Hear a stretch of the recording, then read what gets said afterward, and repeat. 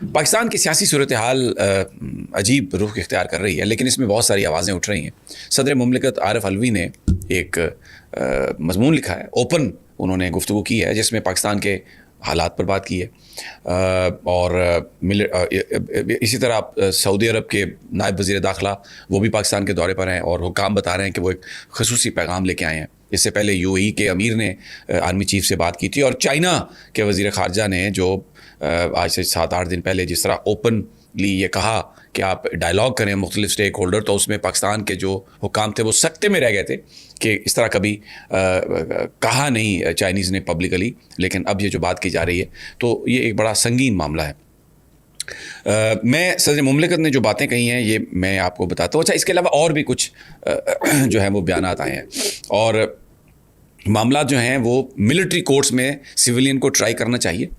اس پہ رضا ربانی صاحب، ان کا تعلق پیپلز پارٹی سے ہے، اور وہ ہمیشہ اپنی ایک بات پر قائم رہے ہیں، اور ان کا ایک اصول ہے اپنا. کہیں وائلیشن بھی ہمیں نظر آئی ہے، لیکن پھر بھی وہ جو مین کور ایشوز ہیں اس پر ان کی ایک اوپینین ہے. کیا سویلینز کو، سیاستدانوں کو، سیاسی ورکرز کو ملٹری کورٹ میں کیس چلانا چاہیے؟ اس میں انہوں نے کہا ہے کہ ایسا نہیں کرنا چاہیے. پیپلز پارٹی سے ان کا تعلق ہے، بڑے اہم وہ ہیں.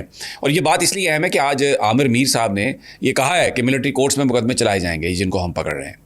پھر محسن داوڑ، انہوں نے قومی اسمبلی میں تقریر کی ہے، اور اس میں انہوں نے کہا ہے کہ ملٹری کورٹس میں جو سیاسی ورکر کو ان کا جو مقدمہ چلانے کی بات ہے وہ نہیں کرنا چاہیے. اگر ایسا ہوا تو یہ اس کا بڑا نقصان ہوگا. یہ اسباب کا پتہ لگانے کی ضرورت ہے کہ یہ سب کس طرح سے یہ ہوا، یہ سارا جو واقعہ ہے.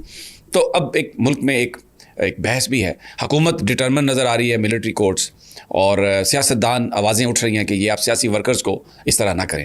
صدر مملکت نے جو آج کا جو ان کا مضمون ہے بڑا اہم ہے، میں اس کے کچھ آپ کو پڑھ کے سنا دیتا ہوں، جس میں انہوں نے یہ کہا ہے کہ انا زبردستی، اس کی بجائے انکساری اور حکمت. اگر یہ چیزیں آپ اختیار کر لیں گے تو بہتر حالات اس کے ہو جائیں گے. اور اگر ہم درگزر، یعنی ایک دوسرے کو اگر ہم نرمی سے کام لیں تو بھی سیاسی تنازعات جو ہیں حل ہو سکتے ہیں. اور وہ انہوں نے کہا کہ میں ماضی میں اس بات پر زور دیتا رہا ہوں، میری جو بھی گفتگو ہوئی ہے وہ اسی پوائنٹ پر ہوئی ہے. اور پھر ایک انہوں نے بڑی اہم بات کہی ہے کہ میں یہ آپ کو بتانا چاہتا ہوں کہ پاکستان میں کوئی بھی سیاسی جماعت جو ہے وہ پاکستان کی دشمن نہیں ہے، اور نہ ہی غداروں پر مشتمل ہے.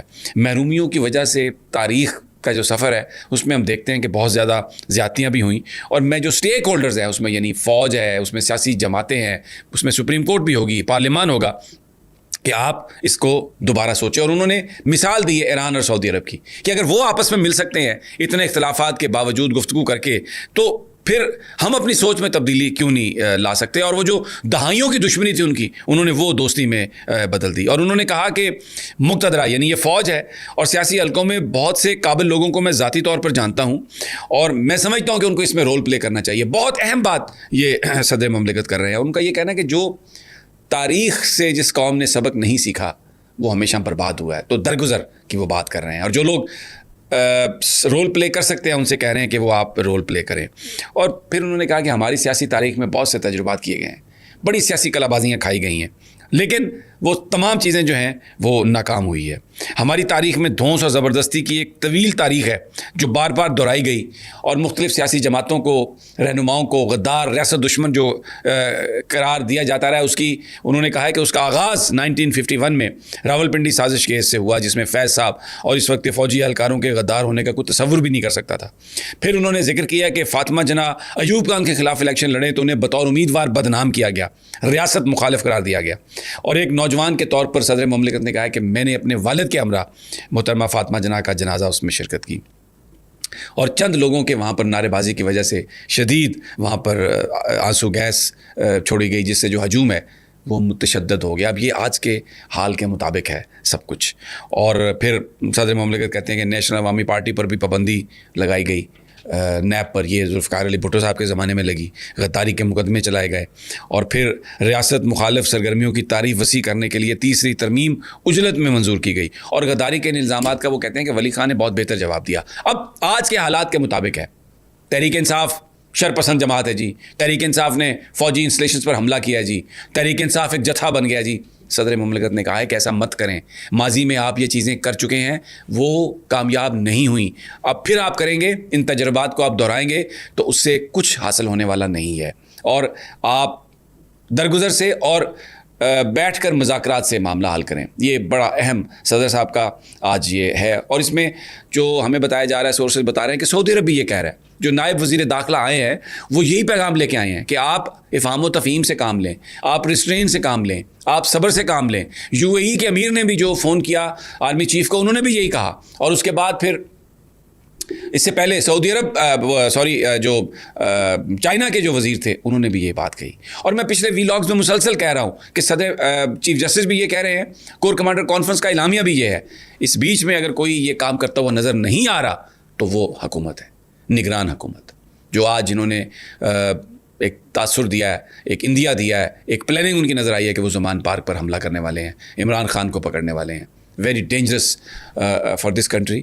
اور اس پہ رضا ربانی, محسن داور اور بہت سارے لوگ جو ہیں وہ اس پر آواز بلند کر رہے ہیں اور وہ کھل کر کہہ رہے ہیں کہ اس چیز کی ضرورت نہیں ہے. اور اگر آپ اس وقت سڑک پر بات کریں لوگوں سے, عام آدمیوں سے پوچھیں جو ہاؤس ہولڈ ہیں, پاکستان کے عوام کی جو اکثریت ہے وہ عمران خان کے ساتھ ہے.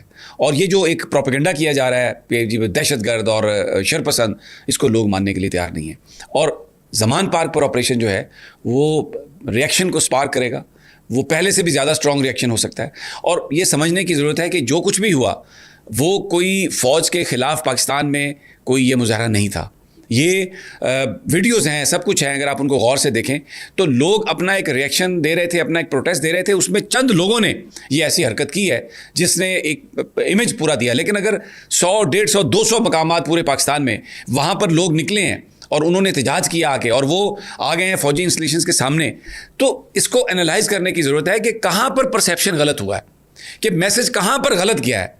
کیونکہ پاکستان کے لوگ اور پاکستان کی فوج کے بیچ جو رشتہ ہے وہ اس کی تو مثالیں دی جاتی ہیں اور وہ آج بھی رشتہ قائم ہے, کوئی اس کو توڑ نہیں سکتا. لیکن اگر کہیں پر کوئی پرابلم اگر آئیڈینٹیفائی ہوئی ہے تو جو صدر مملکت نے کہا ہے جن لائنز پر, اس کا حل تلاش کرنا چاہیے, بجائے اس کے کہ آپ اگر طاقت اور یہ جس روش پہ جا رہے ہیں یہ غلط ہے. صدر مملکت نے جو کہا اس کو غور سے سنیں, ہمارے دوست ممالک جو کہہ رہے ہیں اس کو غور سے سنیں, ہمارے ملک کے اندر جو ڈسینڈنگ وائسز ہیں, محسن داور اور رضا ربانی اور اس طرح کے لوگ یہ جو بات کر رہے ہیں اس کو غور سے سنیں. اور اس لیے امید ہے کہ sanity will prevail at the end of the day. اور یہ جو زمان پارک پر آپریشن ہے یا یہ جو مزید گرفتاریاں اور تشدد ہزاروں کی تعداد میں, کبھی بھی کوئی اپنی قوم کے خلاف نہیں جیت سکتا, یہ آپ یاد رکھیے. اور قوم جو ہے اس کی محبت, اس کی ہمدردیاں آپ ارن کرتے ہیں اپنے کاموں سے. یہ دشمن کی ایک سازش ہے, اس کو ناکام بنانا جتنا پاکستان کے عوام پر لازم ہے اتنا ہی پاکستان کی سول اتھارٹیز اور پاکستان کی فوجی اتھارٹیز پر ہیں. We are at a very sensitive time and it is a very unfortunate time in a way کہ کچھ ایسی چیزیں ہمارے ملک میں ہوئی ہیں. اگر صبر اور عقل اور درگزر سے کام نہیں لیا گیا تو ہمیں مزید نقصان ہو سکتا ہے.